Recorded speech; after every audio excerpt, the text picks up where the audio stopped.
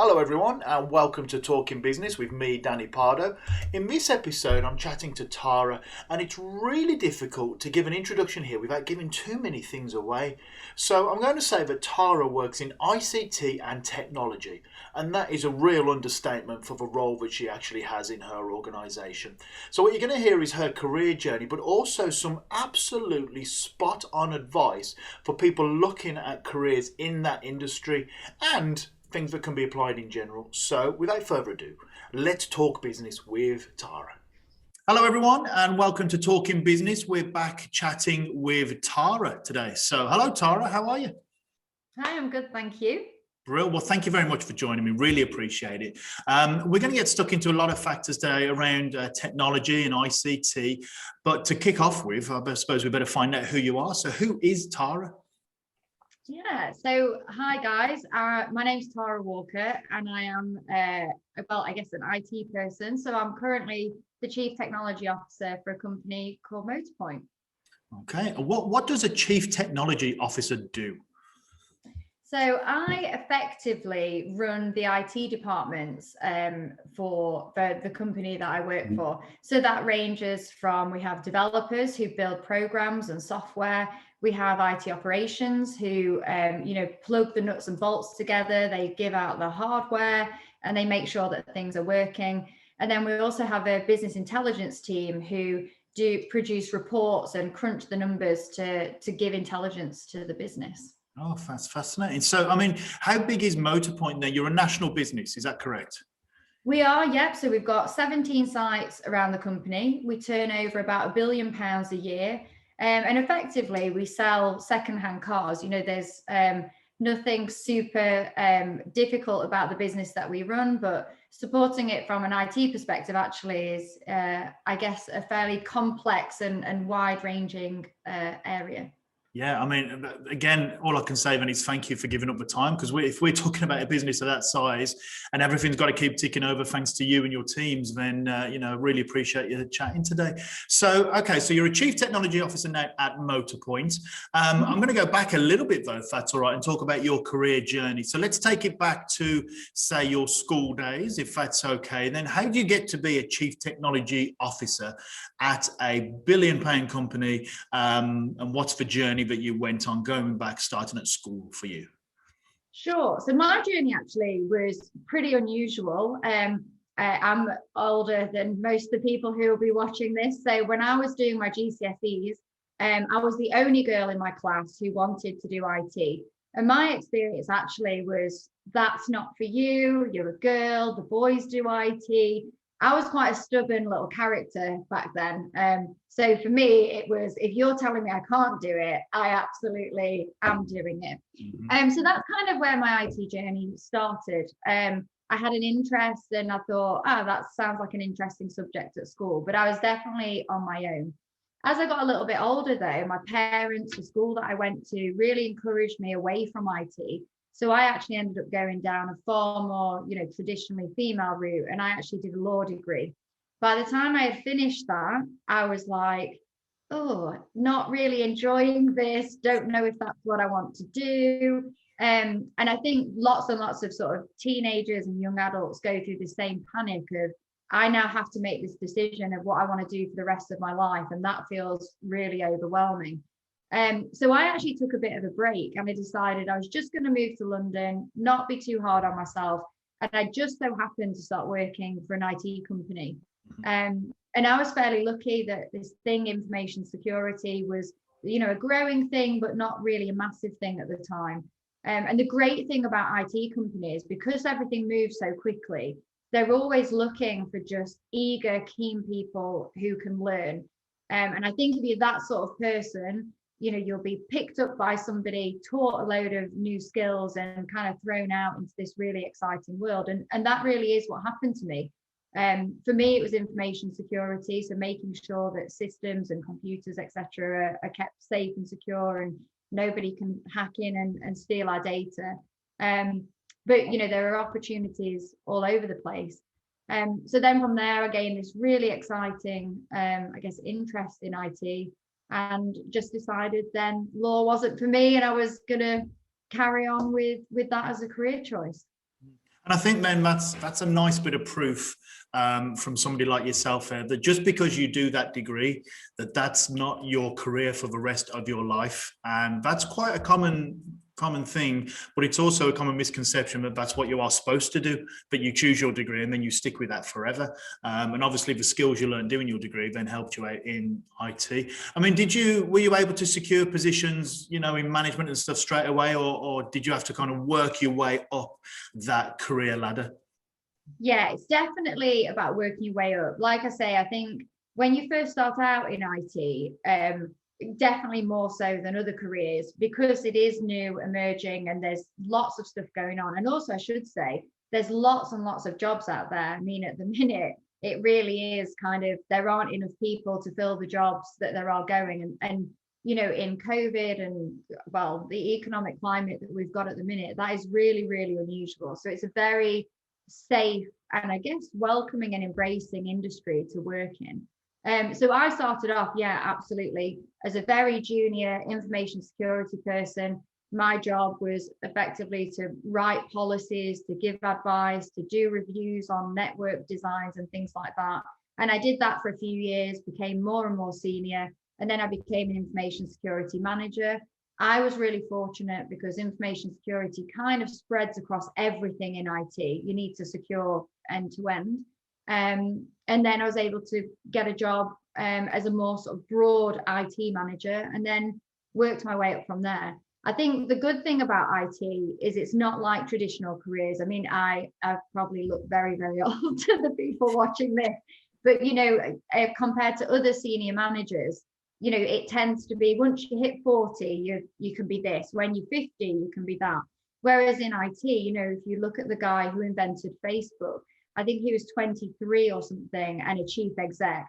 The opportunity to do really incredible things and take your career wherever you want to really is within your power within this industry. Whereas I will get told off now for picking on accountants, but that is one of those careers where, right, you've had this many years experience and you're this age, and therefore, you fit into that box now.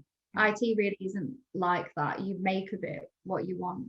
Yeah, and that's so nice to hear as well when you say that the job market is booming in the way that we've changed working and changed socializing and changed our leisure activities. There's so much scope there. So it's nice to hear that, because I think on the media, it's only ever the doom and gloom, of which there is a lot, and I'm not dispelling that. But certainly to hear that there are opportunities out there is really refreshing and nice to hear, and something that I hope people can kind of take on. Have you always been with Motorpoint, or have you been with quite a few businesses since you started your journey? Quite a few. So I've been with Motorpoint now for about 18 months. I've tended in my career, again, the great thing with IT is you can work anywhere. So geographically, it doesn't really matter where you live. There's always jobs to have. So when I was younger, it was really important for me. I wanted to live in different countries. So for example, I lived in Amsterdam for a bit. I worked for Cisco, who are an enormous IT company who focus on sort of networks and telephones. And yeah, I've done a little bit of everything really. And again, I think that then provides variety. I definitely was somebody when I was younger. This makes me sound terrible, but I always wanted the next thing. What's exciting? I'm bored now. Where can I, do something different? And I think IT for me has really provided that opportunity that you're never bored. There's always something new. There's always some new problem that you need to be solving. Yeah. Whether that's in the same company or different companies. Again, the choice really is for you. And just going back, actually, interestingly, on your point of sort of jobs for young people, again, the trend I am starting to see is people taking on IT apprentices, so people straight out of school or straight out of college, training them up in-house, building their skill sets, and then almost, either you can stay with us or you can kind of free yourself out in the world. So I see a lot of doom and gloom in the news that, the younger generation are being really hit by COVID and job losses and the market. Definitely in IT, I guess my message and what I'm seeing is it's completely the opposite. We're crying out for people. And actually, we're also taking on IT apprentices ourselves. So, we're doing it. Other people are doing it. Wow. Yeah, that's just so... optimistic to hear, and so and it's just nice because it's not like you're being optimistic here, you're being realistic. This is what you're actually doing as an organization, and that's so nice to hear, because that is a story that I've not heard, and obviously then it's not one the students have heard, and it's one they need to, because there's so much opportunity out there. I mean, you talked about them wanting the next thing, which I'm sure a lot of students and teenagers can certainly relate to, with how fast everything moves nowadays. We go on about lifelong learning, and as a teacher, they're thinking, I'm sure students are listening to me, they're probably thinking lots of things, but I'm sure one of them is like, oh yeah, lifelong learning, but you're a teacher, you have to talk about learning, this is what you do, this is your job, and they've gone by the time I've finished my sentence. So, I mean, for you though, lifelong learning in an industry that moves so quick, if you were to compare, say, your job between now and 10 years ago, how important is constantly wanting to and having to learn? Yeah, I mean, you absolutely have to be a sponge. IT, I think, is one of those areas that it's not even just 10 years to 10 years. It's literally month to month, things are changing. And if you don't grow with it, and you haven't got a real passion for, well, I guess passion for new technology, new ways of developing yourself, actually, you're probably just going to be pretty miserable in your job. But that's why I think it's important to find something that you're genuinely passionate about. And that's what I like about this industry, that you could start off as first line support. So you answer a telephone, the person on the end of the phone is telling you, my computer's broken, can you have a look at it? And then actually you start talking to the development team, and you start thinking, that's really interesting. I want to build programs. I want to make things work, and I want to write code. And the opportunities absolutely are there for you then to diversify into, whatever it is that you're interested in. And I always say, if you're interested in it, you'll want to learn about it, and you'll want to keep going with that learning.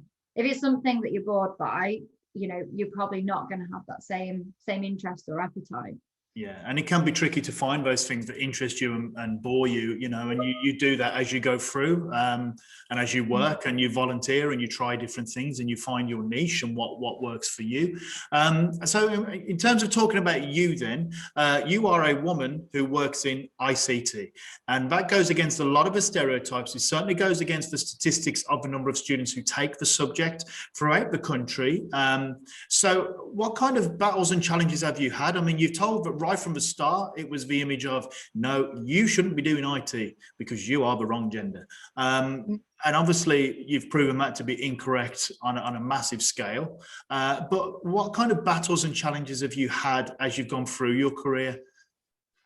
Yeah, and I mean, sadly, definitely early on in my career, there were a lot. I've had the stereotypical thing where you sat at a meeting, everyone is waiting for this magical head of IT to appear, and not one person around the table has assumed that actually it might be you. And I've had comments, we're waiting for the head of IT, he's late. And I'm like, oh, that's me. We can start the meeting now.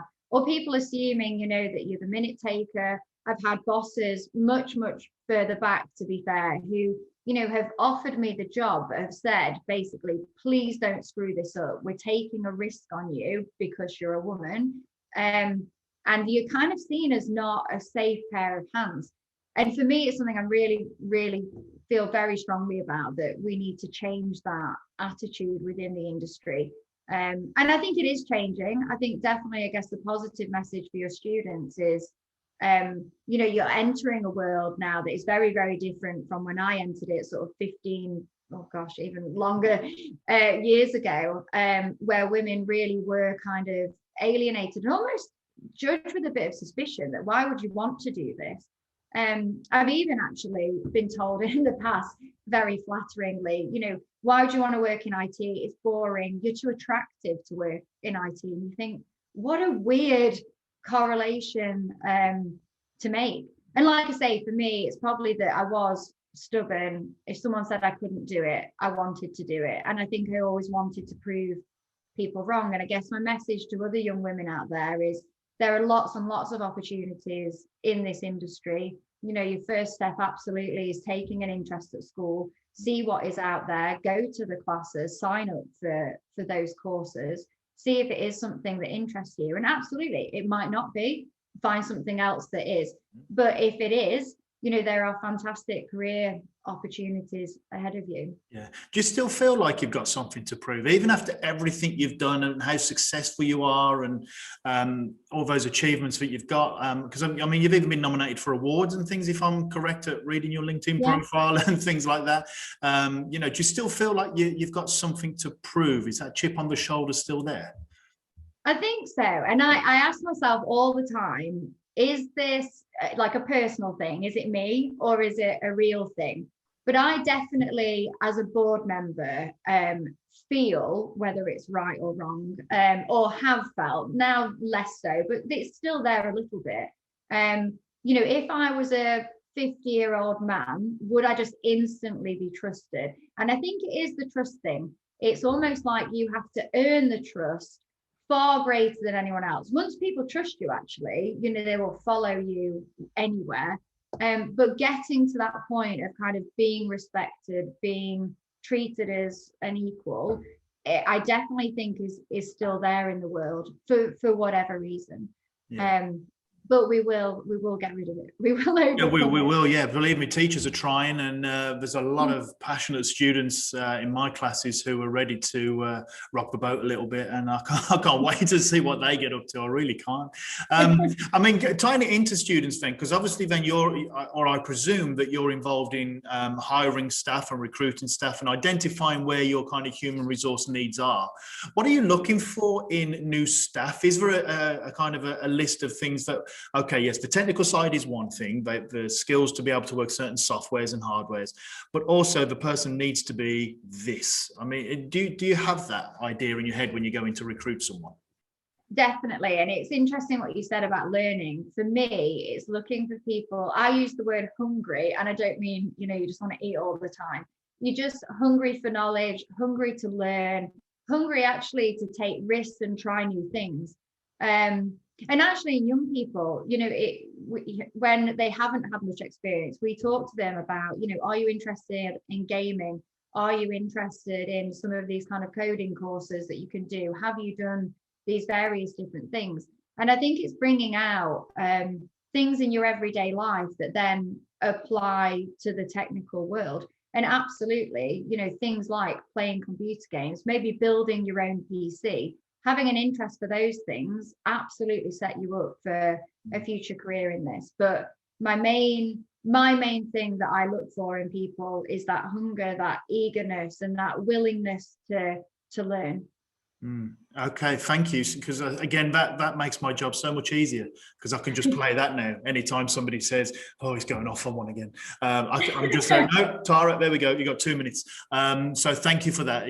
For being willing to learn, because your environment and your industry, you cannot go in with a set of skills and then in 3 years still expect to be able to be using those skills and nothing's different. It's just not possible. So I mean, sticking on the young people then and social media. I know we discussed this in a previous chat, and it's something I'm kind of conscious of as a social media user, my personal brand online as a teacher. And I know the students, some of them live on their phones with TikTok, Snapchat, Instagram and things. What's your take on social media, especially as somebody who hires people? What's your take on social media, Tara? Yeah, I mean, as an IT person, I probably should think it's great, but my honest view is that it's not. I think we've gone far too far. Like you say, students are constantly on their phones. If you go out in public, you're out in nature and people are there on their phones, or they're taking photos of it rather than living in it. I also think a very dangerous part of social media is the role models that you see. So it's very easy to present any front that you want on social media, with the use of filters. You can make yourself more attractive. With the use of props and clever staging, you can make yourself look really wealthy. There are lots of things that you can do that I think are portraying to young people, this is the ideal of what you should be. And is that achievable? Probably not. But actually, it's not achievable because it's also not real. And it really worries me that there aren't enough real people, real role models, showing things from the real world out there that young people can look up to or want to look up to. relating that back to jobs, also, you have to be so careful what you put on social media. So if I'm ever recruiting anybody, that, you know, the first thing that we do is go and have a look, you know, what are they up to? You know, what kind of character are they? You know, I've seen instances where people have lost their jobs because they've called in sick, but then on Facebook, they're out, you know, doing things that they absolutely should not be doing. Social media really is Big Brother. It's tracking what you're doing all the time in your life. And I personally, so I don't have a social media account. I have LinkedIn, but that's pretty much it, because I think I don't want the world to know where I am and what I'm doing every 5 minutes. And I don't want to look up to people who aren't real. You know, I just want something different. Yeah, and I think, as I mean, a personal example of that, my wife found an app on her phone the other day, and she's had an iPhone for about 3 or 4 years, and it had been tracking her steps since the time she'd used it. She'd never used the app. She'd put it in a folder she didn't want to use. And then for some reason, she found it the other day, and it knew how many times she'd been up and down the stairs. It knew how fast she'd been walking, how many steps she'd done per day, and whether it'd been improving or decreasing. And, you know, she was shocked that, I don't remember doing that, but you agree to it in your terms and policies. You agree to put all this information out there. I know that we don't read terms and policies. You know, I've tried that activity with the students. We don't read them. So it is, you know, that Big Brother kind of, if you put it out in public, that's your choice to put it out in public, and the consequences of that, unfortunately, might come back to you.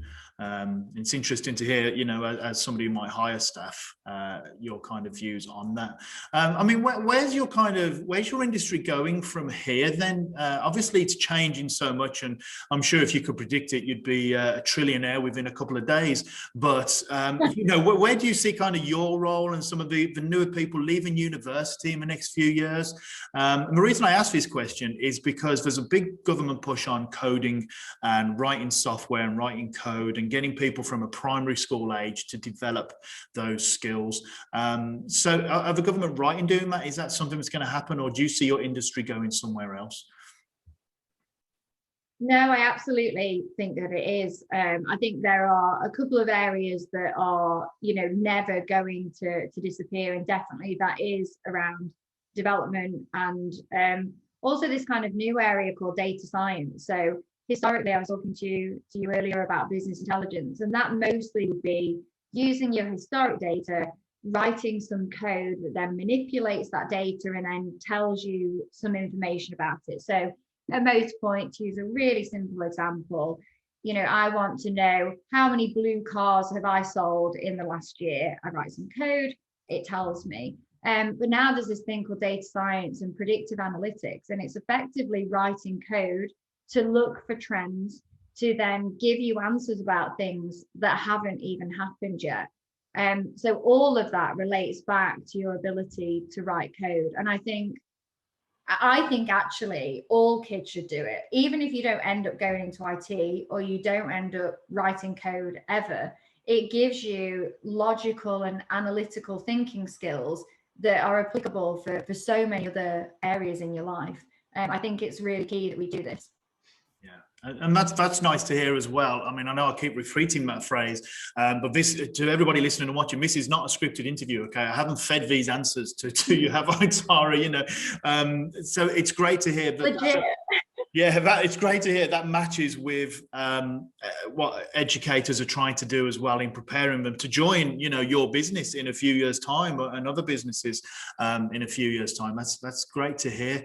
I mean, what should computing and ICT students be doing now then? If you're at school, at college, you talked earlier about showing an interest. Is that kind of the key thing you should be doing? Should they be going and reading and watching and volunteering and work experience? What would you say to people who are currently studying it and want to spend the rest of their lives working in it?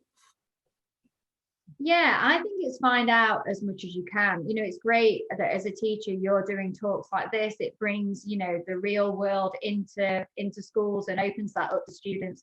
There's lots and lots of stuff on the internet that you can read about, you know, a day in the life of a developer, a day in the life of a, I don't know, network engineer, etc. And then I do think it's good to see it. You know, so things like work experience are absolutely invaluable.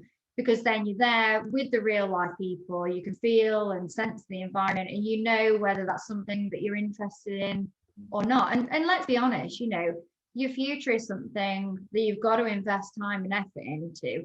One thing I guess I'm a bit critical of the world nowadays is, the world owes me something and this will all just fall in my lap.